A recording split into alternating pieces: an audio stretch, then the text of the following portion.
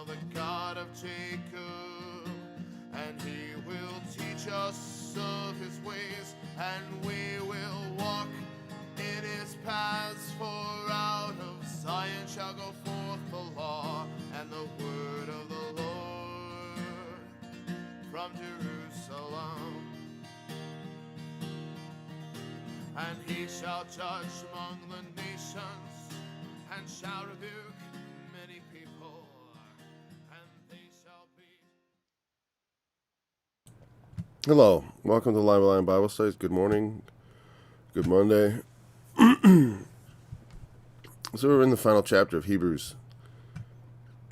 We've kind of left off our main subject, which is the Lord Jesus and his divine work in the earth, and his divine person, and what we should think about and do, and how important it is for us to, not turn back. Turn back in the book of Hebrews means turn back to Judaism for the most part, but certainly a pagan can turn back to where they came from, and modern hedonist, pleasure seeker can turn back to where they came from. There's always ways we can turn back, but we should not. I mean, there's also degrees. And there's one thing about turning back to sin, but another thing is to turn back and away from Christ. And you could argue that every move to sin is a move away from Christ, but there are sins that are particularly moves away from Christ. Like renouncing him, and stuff like that. So we're not going to go in. We've talked about that for many weeks.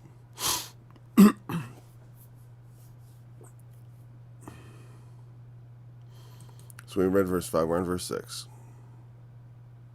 Well, he said, let your conversation be without covetousness, and be content with such things as you have. For he had said, I will never leave you nor forsake you. You always have God, so you don't have to be covetousness. You don't have to be covetous. And he also said, remembering them that are in bonds, talking about marriage. I just want to cover that because then he says, so that we may boldly say, the Lord is my helper, and I will not fear what man shall do unto me. God, the Lord is with me. I don't need to be covetous of the things of the world, because I already have the best things in the world working on my behalf, or the best things in the world are being worked out for me according to God's will. I mean, not the best things of the world, but the best things that could happen to me while I exist in the world will happen to me according to God's plan, and not according to the covetous desires of my heart. And sometimes the desires of our heart and the will of God do intersect, where we want the same thing God wants. That's the best thing. But in many aspects of life, we don't know what the best thing is, There's things that could seem good, but maybe they're the wrong move. There's things that could seem evil. Sorry, I'm sniffing. I'm looking for my...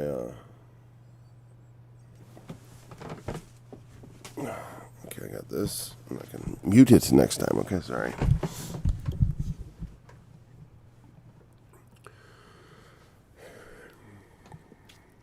So we have God in our corner, and so we always have the most powerful and richest thing already in our possession. All the riches of the universe, of existence, of time, space, and the interdimensional divine heavens will be our inheritance. So, why are you coveting something, whatever? I'm not... I don't know. It's not a big struggle for me. It's particularly covetousness, because I don't know. I do covet things, but I covet things like spirit. It says covet the greater spiritual gifts, and that's my life is a lot of obsessed about. There are things I want to do in God and to serve Him that I also want to be His will. And in many of them, it's like, there's no greater, I don't covet greater gifts than I have. I just covet to do the gifts God has given me. I mean, I have the strong desire and passion to finish the work. And that might not be qualified as covetousness, but it's the same internal drive. You know what I mean?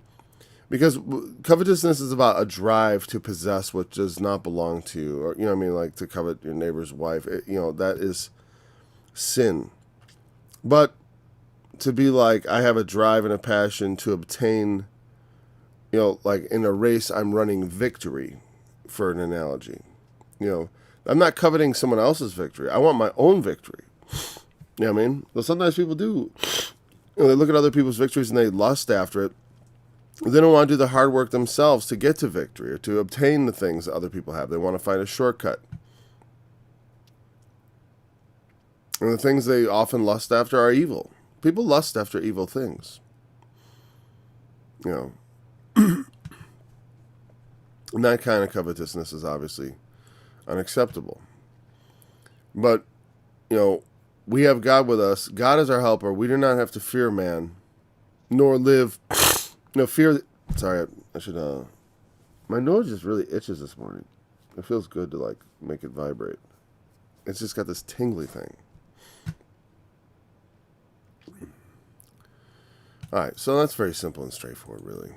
Simple and straightforward to hear, not so simple and straightforward to implement in your life, because people get afraid of what people are going to do to them. In life, I'll make a mistake in business or whatever, and I'll get worked up. I'll be like, what's going to happen? Get worried about it. But I've learned over time to just trust the Lord and say, if I blew this, then that's what God wanted. God did what I thought was going to be something good was not for my good. And so it's not going to be in my life. That's not the path I'm going to take. The path I'm taking, the path that God has revealed in this moment, is the path of God's will.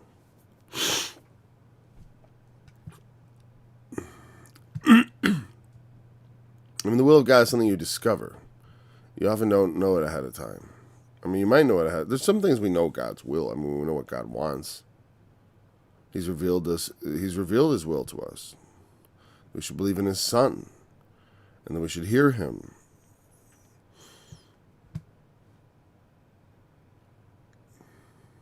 Remember them which have the rule over you, who have spoken unto you the word of God, whose faith follow, considering the end of their conversation. Again, conversation being, one second here.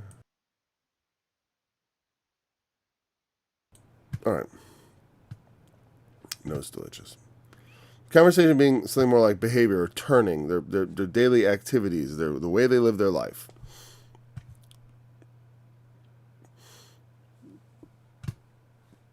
They which have the rule over you. I wonder what that is. And what's that? Let's see. The rule. Them which have the rule. Huh. Hegeomai. Now, hegeomai, the only reason that word just sticks out to me because it's related to a word you hear sometimes in politics, hegemony. Like they'll talk about the American hegemony, how America dominates the world, or has for a long time. Let me see here. I'll bring the word up for you. I wasn't going to make it. I wasn't going to make you guess. Man, my nose tickles like crazy. This is not going to be fun. To lead, suppose. Hegeomai. Properly to lead the way, going before as a chief. And it refers to coming first in a priority, leading thought in one mind. So you can see the word here, and it's interesting. These in Help's Word Study shows how it's used elsewhere in Greek. I think. Hold on a second. I need to mute this again. Okay. Sorry. Where's my? There we go. Interesting. It's used of an official who carries an important responsibility and hence casts a heavy vote, influence, and hence deserves cooperation with those who are led. Hebrews 13. To esteem, reckon heavily the person influenced. Hegeomai. One, what goes before and front? What did Strong say?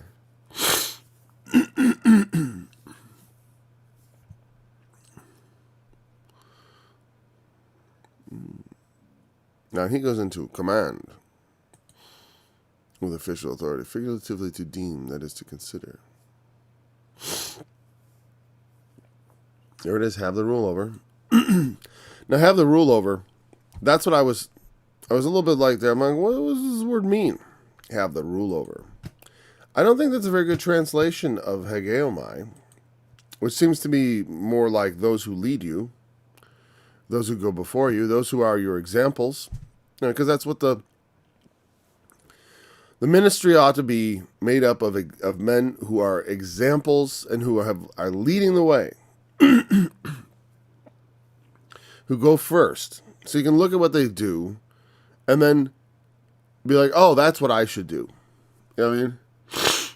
But so often, sorry about that, so often, the leadership in church, it's not about, you don't follow them, you do what they say, and you listen to them. But their life, you have no hope of following their life. You know what I mean? They're too embedded in this official ministry business. Like the Christianity of someone in ministry looks nothing like the Christianity of someone in the ministry, in the congregation. It just does. And I don't know how, like what kind of, there are ways you can lead them from that position. I'm just saying, it's like, it's a position that's very different. I get a little animated about it. Because I've seen some guys who are pastors then they do leader things where they set examples of, integrity and following after, what they believe in and showing people and demonstrating. And that's good. But a lot of times in many, many churches, I'm thinking of like some good examples of people who were, good, who are worthy of this kind of, hey, remember, follow their faith, follow their faith. But a lot of times there's a lot of people just mailing it in, and that's why there are a lot of failing congregations. And then, well, what's wrong? It's like, because you're just trying, because it's just, they're going through the motions. Going through the motions of a church service. The pastor, again, all the people ever see the pastor is him going up and going through the ceremony and handing out the communion or whatever. They go through it, and how are you going to follow that example? I guess I should become a priest or a reverend or a pastor. I mean, because their job becomes so specific, and you see so little else of them. Now, I've been in churches that are a little more. Hold on a second here.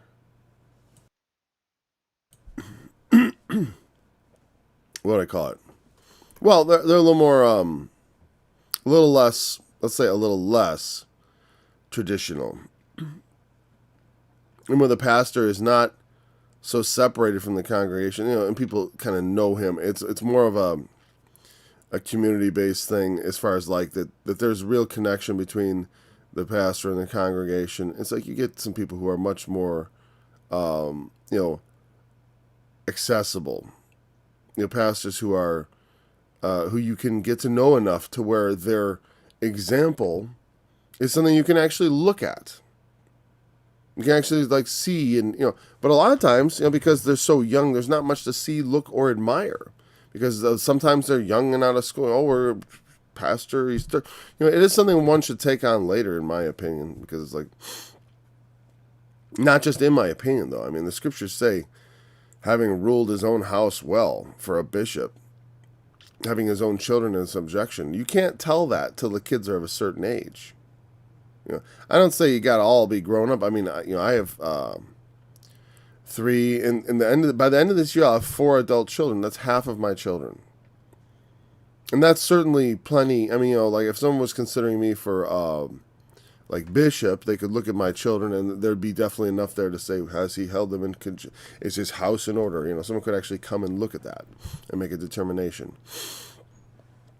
But a guy fresh out of school, maybe he's not even married yet, or maybe he's just married and they've got an infant. He's not appropriate. According to the Bible, that person is not qualified for ministry. Sorry. He's not. I mean, they can go ahead and do it, but it's as far as like people will do it. And you know, there's it wasn't like we all sometimes get in over our heads. But it's not wise. And the scriptures say it shouldn't be done. Now, of course, I always think that there are exceptions, but I don't know, I don't know how you prove a man without him having had to live. I mean, you can't just ask questions and give the right answers. Because it's like, life is more complicated than just, in many aspects of life, it's more complicated than one answer. I mean, like, someone was talking to me about moving. It's like, should I move or should I not move? There's not one right answer to that question. This is going to depend on situations. I mean, there's a lot of things going on. Hold on, let me mute this. Is that good enough? Is it good enough to just not hear what I'm doing, even though you know what I'm doing? All right. As I have, it's pretty good, but then in about 2 minutes, it's going to start. I mean, people were sick in my house last week, and I didn't get sick, but I definitely have a little bit of a sinus thing going on. All right, and it sure is tickly. All right, so where's my text at? Here we go. The end of their behavior is considering, well, he's saying on two levels, I guess. Essentially, it says, remember them which have the rule over you. Remember your leaders, is a better way to say it. Remember those who lead you, those who go before you. You could say have the rule over you, but that's not specifically what that. When I say have the rule, that makes you, that verse, the way it's said, it's written in the King James, I feel like it's like it's like candy for petty tyrants everywhere. Oh yes, remember, we who have the rule over you. I mean, and I don't think it's meant that way. There's no over you. It's like more like those who go before you, who yes have a there is a certain amount of authority. They have spoken the word of God. I mean, that already requires authority to speak the word of God. And if the thing I speak, if I say to someone, hey, you shouldn't do that, or no, I don't think that, God, they don't have to listen to me on a certain level, but it could be that the wisdom of God is speaking through me, and so they ought to take heed. You know what I mean? Now, I don't have to have rule over you to technically kind of have rule over, meaning, I guess, what am I saying about rule over you? Because there are these earthly structures called churches, and people inherit power within them, and they're given power within those structures. And people are always thinking in terms of those, in my denomination and all that. In the denomination, I don't believe they have any rule over it. That organization is poisonous. Those who have the rule over you are your true elders. Meaning they are elders in the sight of God, not because they have ascended in an earthly organizational structure and performed certain, dog and pony tricks, going to college or whatever to get a degree to be put in a position. Because it's all based on outward things that people do, and there is some merit to it, of course, but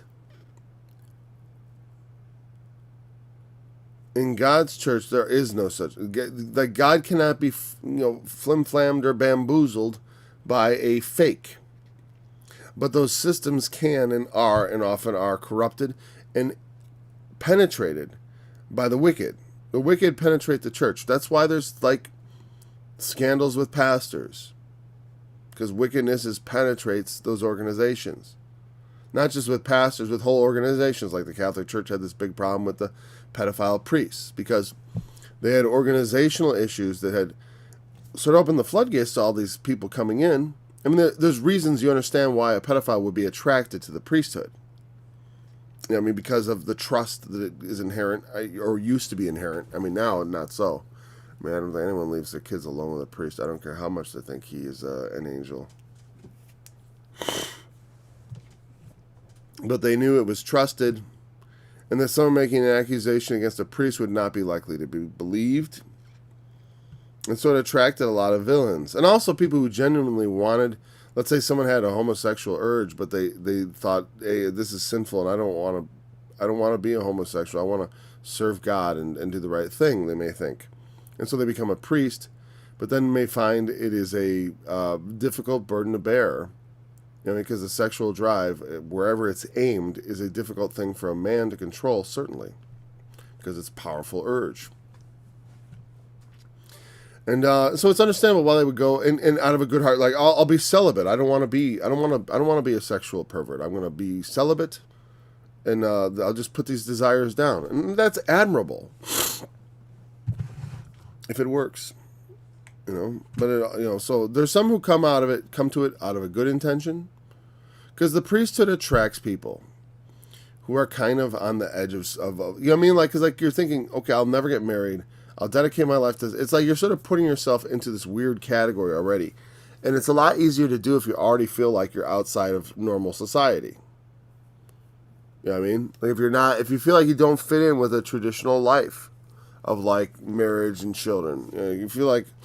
No, like if you don't find women at all attractive, it's easy to understand why you'd be like, I'll go do something else. And if you're trying to trying to deny this urge within yourself, if you're trying to tamp it down and not be seduced by it, the priesthood would seem like an attractive option.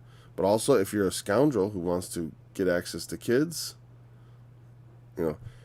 because there's a notable thing with the priesthood, with the they call it the Velvet Mafia in the Catholic Vatican. There's a lot of gay guys there because it attracts them. And if they're celibate, what else can you? What are you gonna fault them for their nature? It seems to me a bit much, But on the other hand, they have to be responsible for the people they bring in. And that's what I'm saying here is, going back to this, you don't get to have the rule over me just because you join some organization. Maybe in that organization they believe in that, like in the Catholic Church, all the priests have authority. And it's like, well, I don't take my authority from the organizations. I take it from God.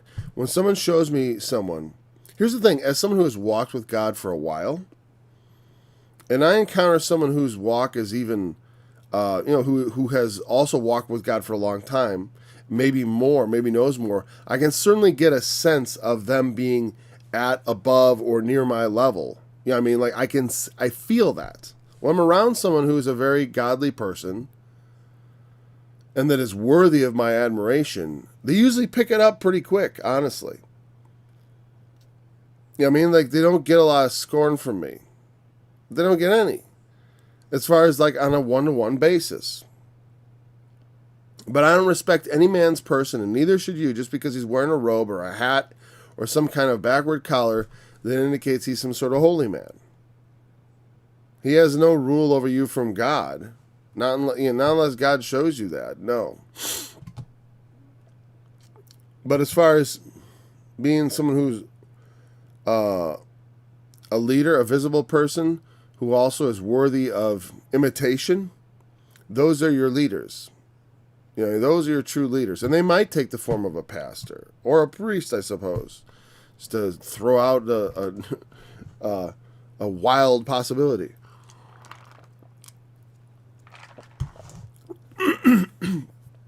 I try to be kind of I try to be gentle in my judgment. Hold on here a second.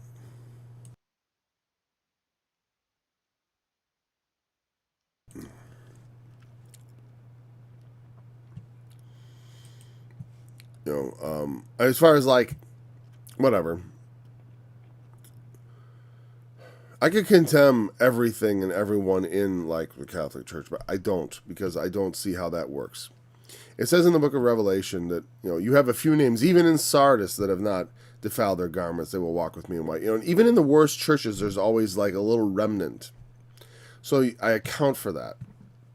So you should never just rip someone because they tell you they're a Catholic, or because they tell you they're a Lutheran or a Protestant. Don't just assume that means their eyes are closed. They could still be part of that church and still be a very solid Christian. I've even thought about joining an organizational church just to be a solid Christian in the organization. Just because they would probably complain, says, well, you know what, you're never part of the church. We could use people with your mindset. I don't know that anyone's saying that, but for all I know, maybe someone is. I mean, that would be a complaint I would listen to. I would be like, oh, because they would tell me, like, you need to be in church. You need to be in church for what? Just to sit there and listen?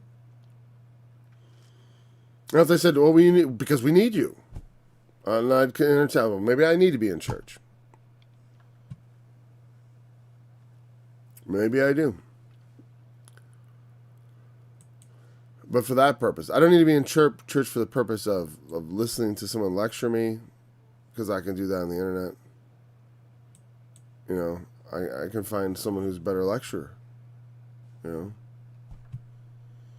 So, it used to be you needed, there was a time when the Bible wasn't printed. And so you had to go to church just to read the scriptures, because there'd be one Bible made for a couple hundred people. Just to hear them read, because maybe you didn't even read because you were illiterate. Right? Then, okay, they start getting the Bible out, but you still had to go to church because you had to get, there was like a holy man, a local educated man who's going to help explain the scriptures to you. But then they invented things like radio and television, and now all of a sudden we start getting preachers right into our living room. Then the internet came along, and you had not like this explosion of an opportunity to, gather information from innumerable sources. And it carries with it its own hazards, no doubt, It's because there's so many voices out there in the world, and so many of them are going to have some truth and some falsehood, and it's going to be hard to always separate them, especially when we're novices, when we're new at it. It's difficult. It's a hard thing to, on your own, sort out right from wrong when it comes to what people say about the Bible, especially when you're new at it. It was a long road for me to get to where I am, and I still don't know everything. I would like to know everything. Hold on.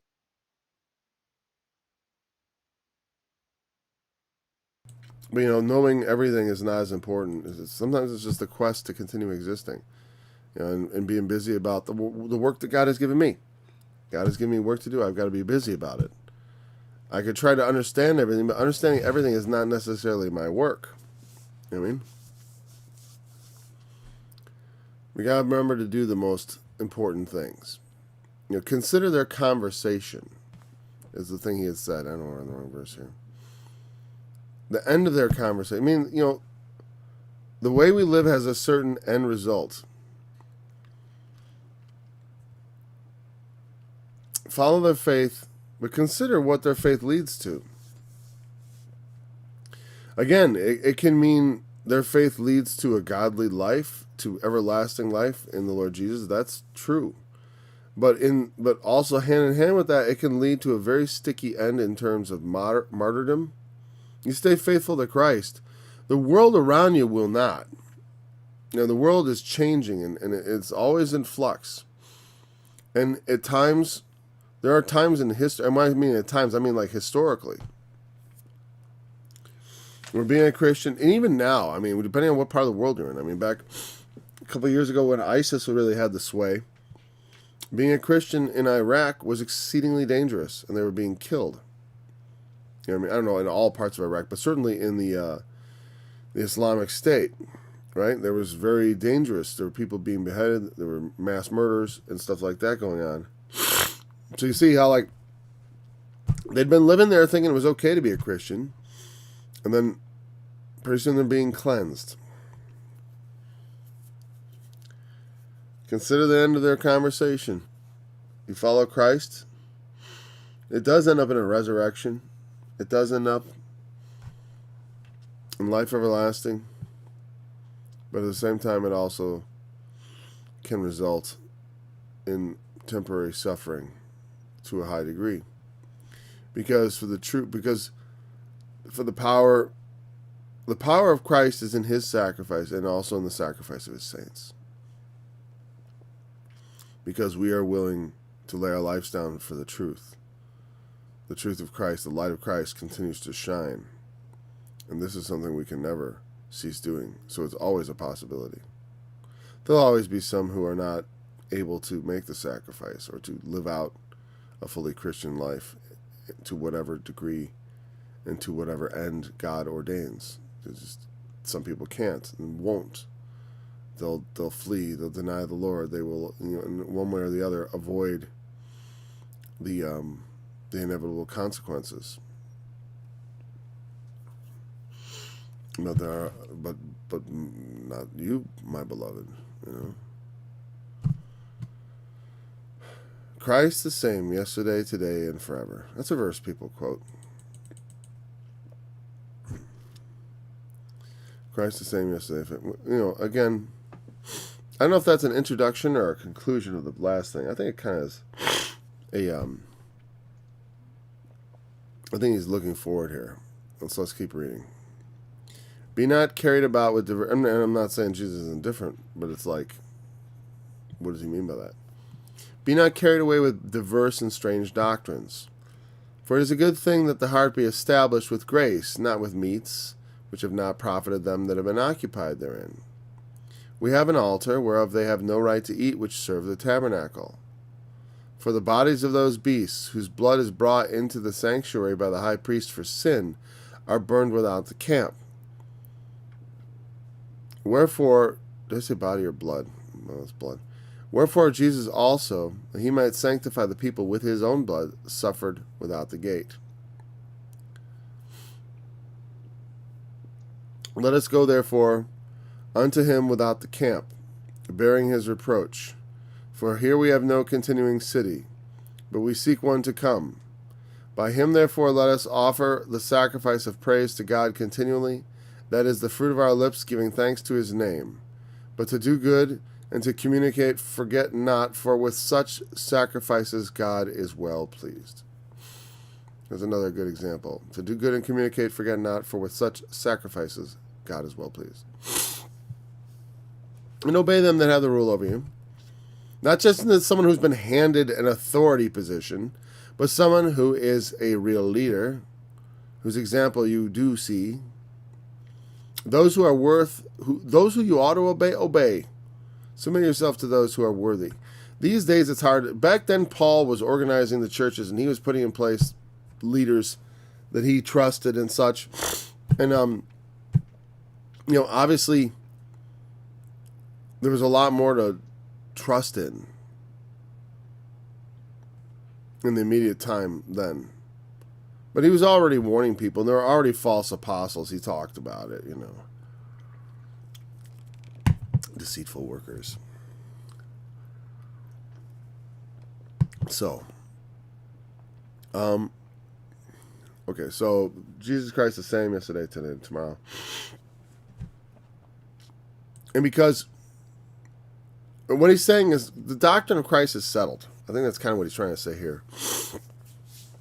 We're kind of going back to the things we've been talking about in the previous chapters.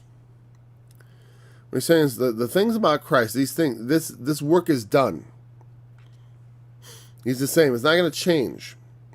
So don't get carried about with different and strange doctrines. For it is a good thing that the heart be established with grace, not with meats. Meaning, establish in your heart that God is accepting you based on grace, not based on meats. Now, what does it mean, grace, not meats? Why are those two things? Meats is being substituted here because the meats issue is one of the issues that came up in the book of Acts and in the New Testament, and Jesus himself talks about the issue of meats. But it's also symbolic of a larger question, which has to do with the law. And what he's saying is, meats are an external thing. Jesus also said this, like, meats, they go in, nothing going into a man can defile him, but that which cometh out of a man, that defiles him. Like meat, it goes into the belly and goes out the dearth. It goes through. In fact, the truth is, because, nothing you swallow actually goes into your body. Yeah, I mean, it's actually, like, there's a hole that starts in your mouth and it ends up at the other end. You know what I'm saying? Like, it actually doesn't actually get inside of your body. Like, there's all kinds of things that draw it inside you. It's kind of interesting. It's kind of creepy in a way if you think about it. It's like my internal outside. Well, because there's membranes that bring in the body's the juices and stuff, but it's kind of all. The way you think of it is inside. It's funny because I was watching someone where they say, well, but really it's kind of outside. It's fascinating. Don't want to get hung up on that. All right. There are foods that were forbidden in the Old Testament. There was clothing standards. They weren't allowed to wear garments made up of two kinds of clothing, two kinds of fabric. Like, you couldn't combine wool and cotton. That was against the law of God as far as for the Israelites, because they were a special chosen people. They did all kinds of weird things. They wore phylacteries on their arms and on their foreheads. They wore little tassels and fringes on their garments, and they would write the scriptures on their doorpost. They had all these little things they did, which were outward shows that set them off as a different people externally. Like, as they were different kind of human beings, following a different kind of God. And so, through that,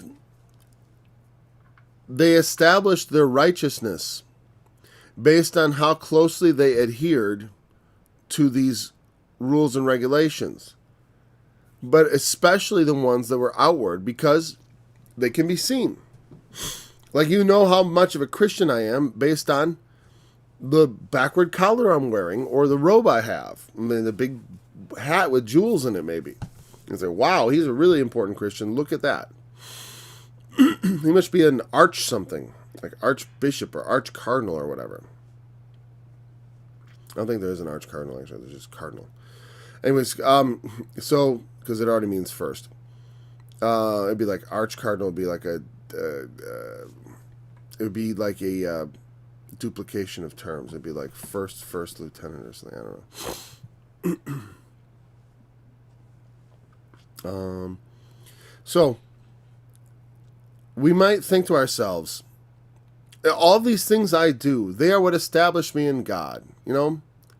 I do these external things. I don't eat this meat. I don't eat pork. I never eat bacon. Because I'm holy. And I look at myself and I see myself obeying God, and my heart is comforted knowing that I am right with God because I don't eat the wrong meats, and because I obey the outward commandments, and because I am a good Christian. That's what that means. To establish your heart in meats, in external things. And to think that those external things make you righteous. It's an error.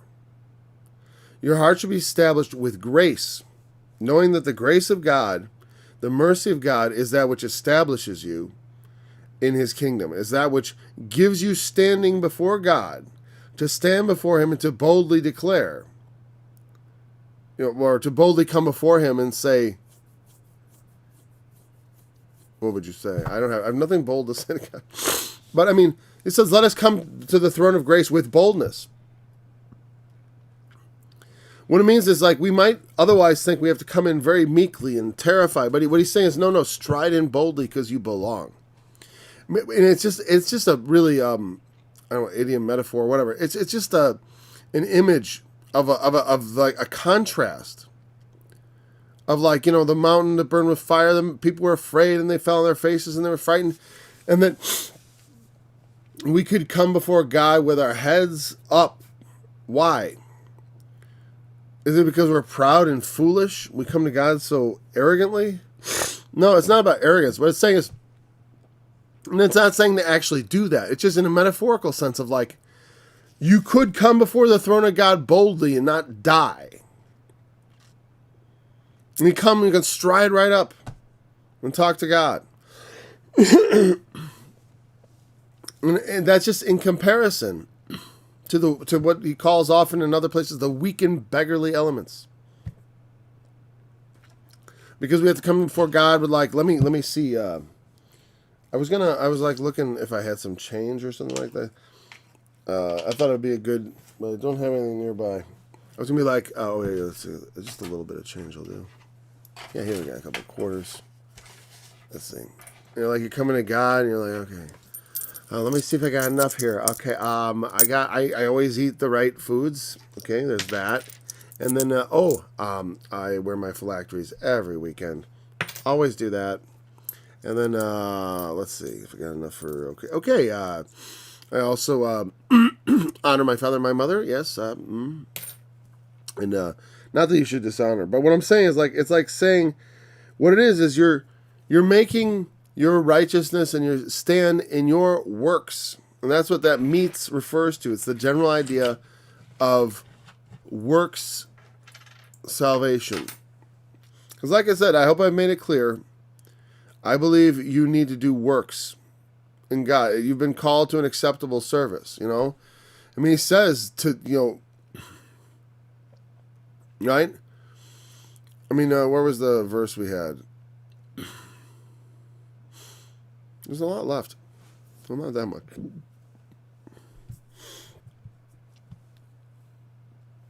All right. I know this is like crazy.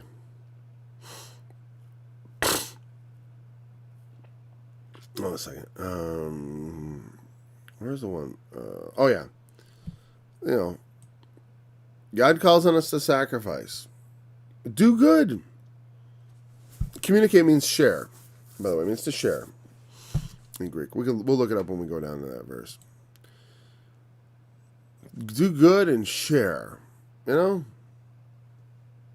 It's a sacrifice, and God's pleased with it. It's not a sacrifice that's going to forgive you of your sins.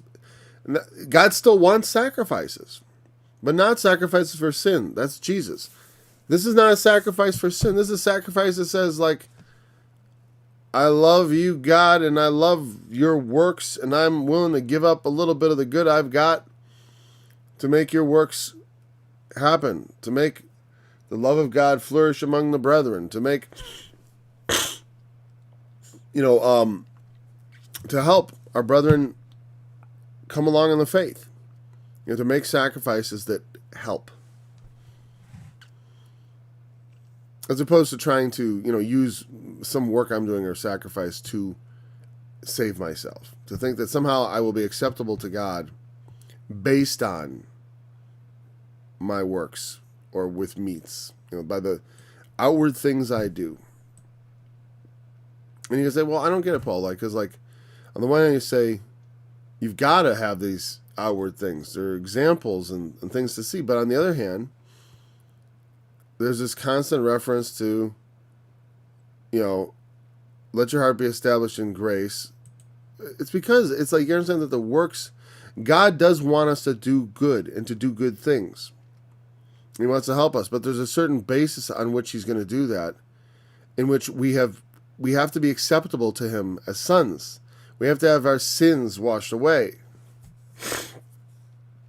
Can God just forget it all and just do it that way? Yeah. Well, why would he do it such a complicated way? Whatever. Why? Why bother doing anything? Why make people at all, right? Yeah. I mean, on some level, there's just a why. But I would say because, to me, the why is, well, this is what pleased him. This was the pleasing way. I mean, I'm not going to complain too much about it.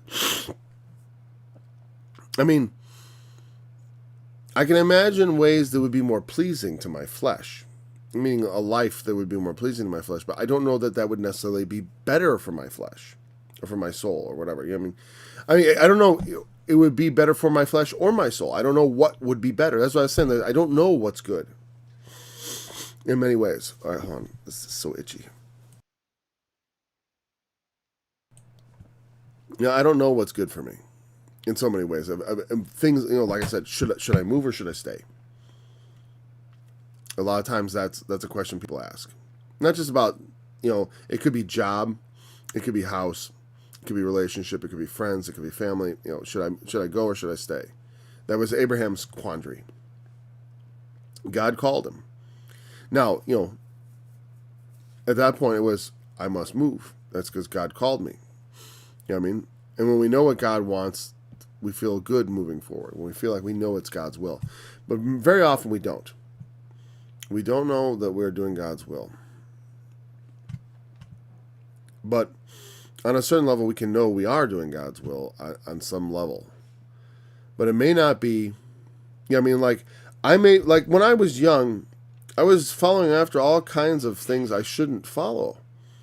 But yet I was still doing God's will, in a sense, meaning I was still heading towards the end He had planned for me from the beginning. You know what I mean?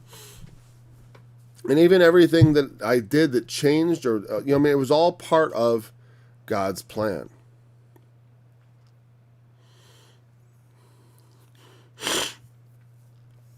Let me look at the last part of this verse here. It has not profited them that have been occupied therein. There are still plenty of people. They often call themselves now Hebrew roots. But I was also part of the identity movement, which also sometimes has a component of this. They'll head into the dietary laws.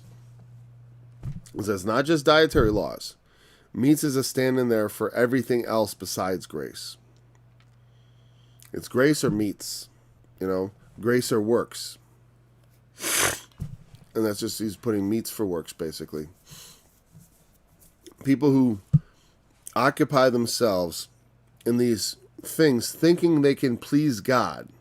Because that's the ultimate message, is that if I'm going to come to God and say, and try to think like, okay, I can, I'm going to start off, me and God don't know each other. As far as we're not personal. He knows me, he knows all about me, but we're not having a relationship. I'm not participating with him. I'm just a man alive in the world. So I'm a man alive in the world, and there's God. And I'm just a man in the world, not a special man. I'm just a sinful, normal person. I've done something bad, I've done something good. So I take it in my heart then, I want to be reconciled to God. And so what do? Maybe I take up philanthropy. Maybe I, doing good for people. Maybe I take up charity work, working in a soup kitchen. I don't know. I'll take up all these things. I'll try to do all these good deeds. And I can bring them to God. But it says that all my righteousness is as filthy rags. Because he'll see that, and it's also all that he'll look at and say, okay, well, let's look at all the evil you've done. And say, well, not too bad, it's like, but I don't see anything in all your good deeds that says this person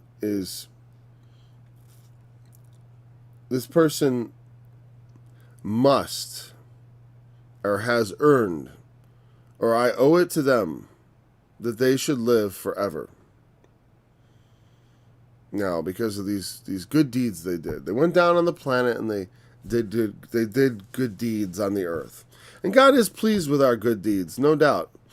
But the idea that somehow that would obligate God, that your good deeds would obligate him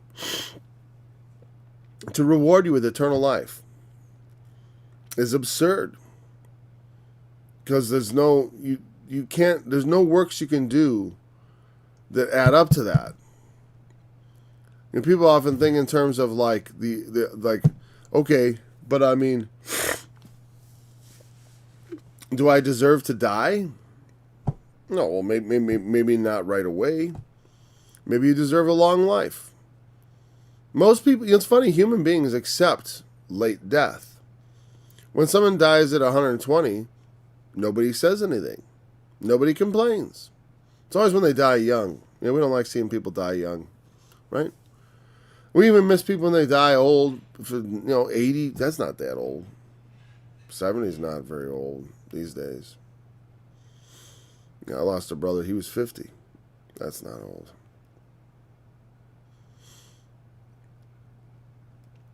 But man, you live to be 100.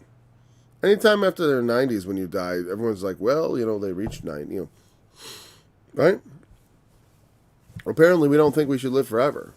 There's not that much of a, the truth is, when you live to be over 100, there aren't a lot of people around to cry anymore. And there's already been people younger dying. It's interesting. I find it interesting because on some level you think it should still be a tragedy. Oh, they died.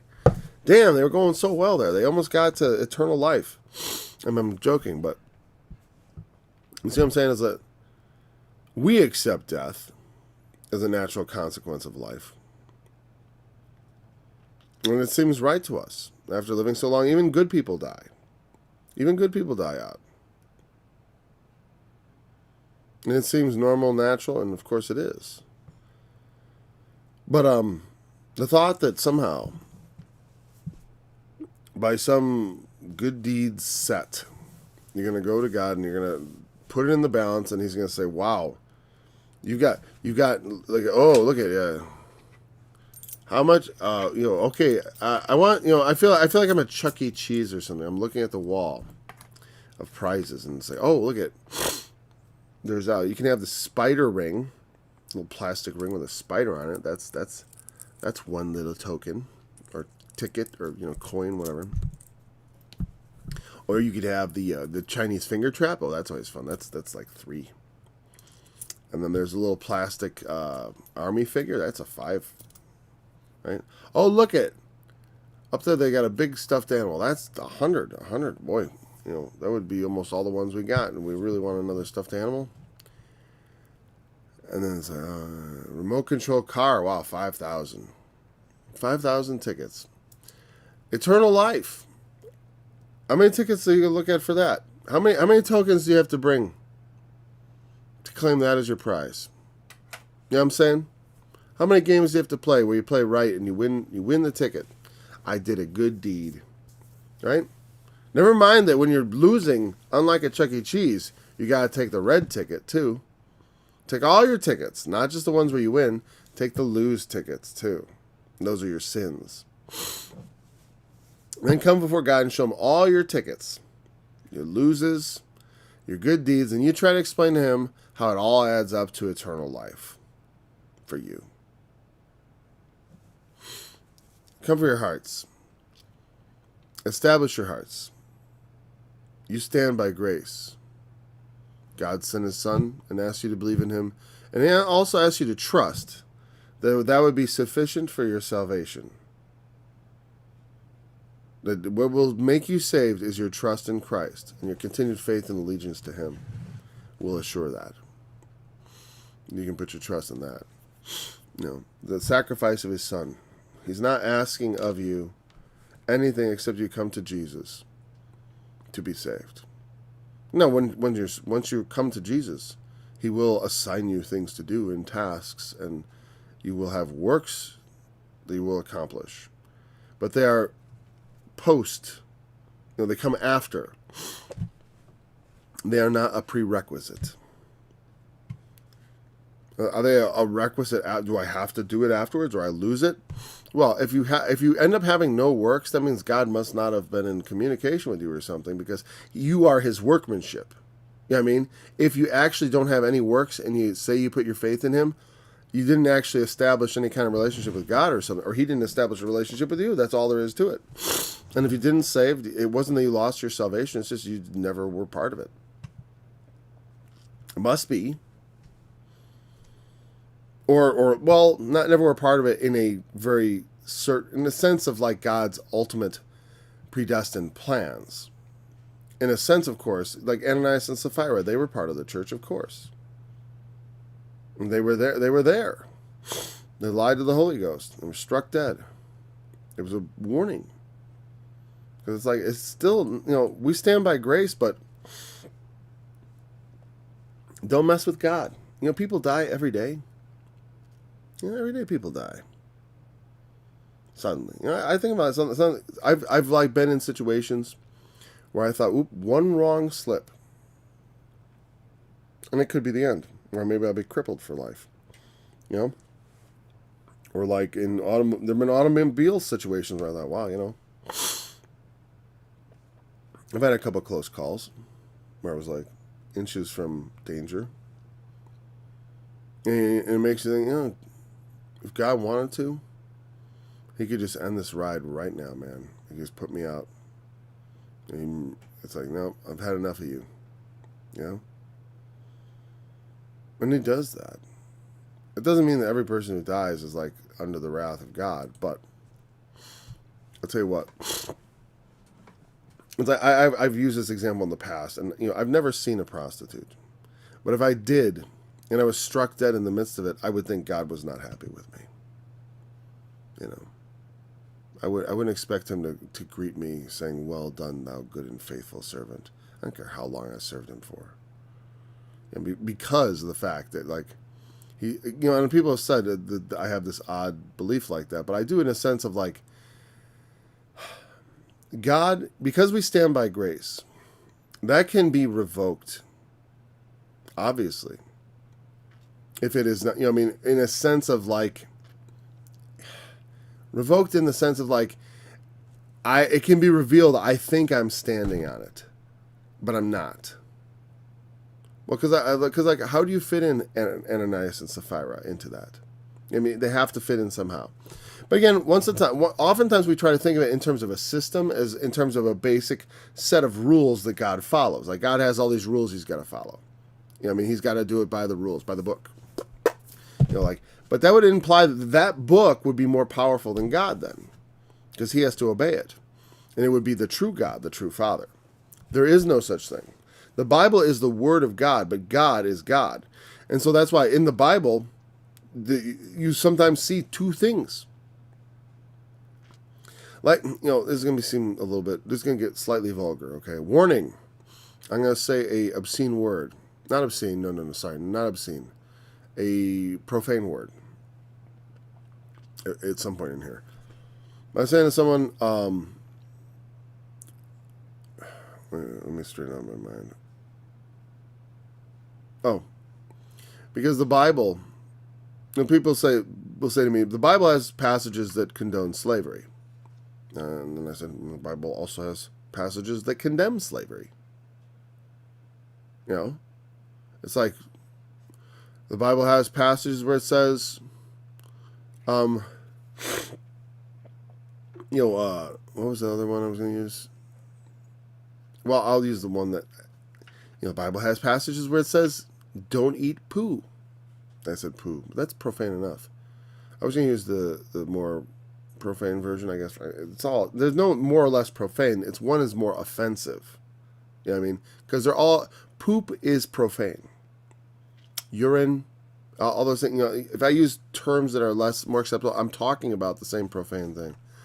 Anyways, the Bible has passages where it commands the prophets to eat poo, or eat bread that was baked on poo.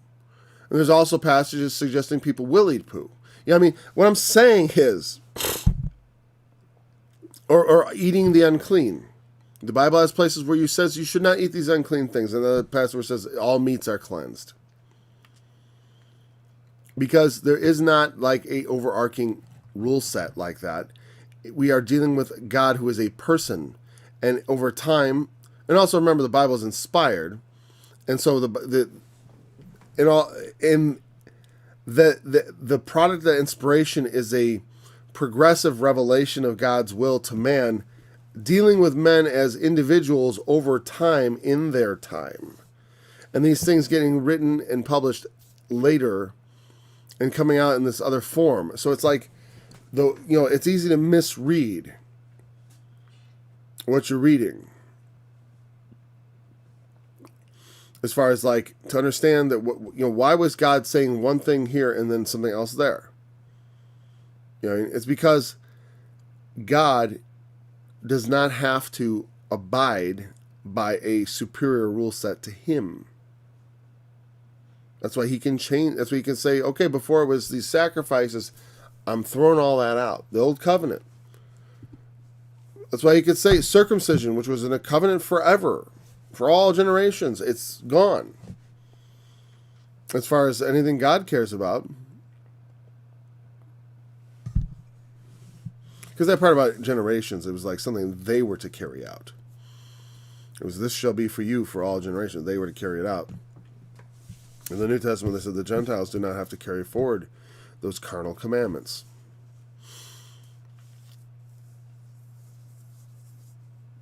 We occupy ourselves with carnal commandments, and we will not be profited by them. Now, he goes into this thing about this altar and the beast, and honestly, since we're at an hour, I'm not even going to try to explain it. We'll pick it up at verse 10 tomorrow, and we'll continue, and we may finish Hebrews tomorrow, because after we get through that part about the sacrifice and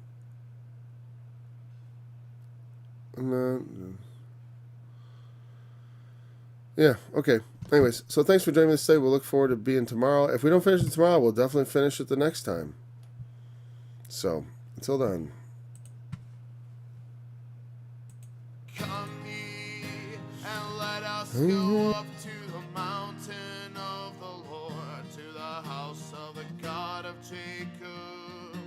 And he will teach us of his ways, and we will walk in his paths. For out of Zion shall go forth the law and the word of the Lord from Jerusalem.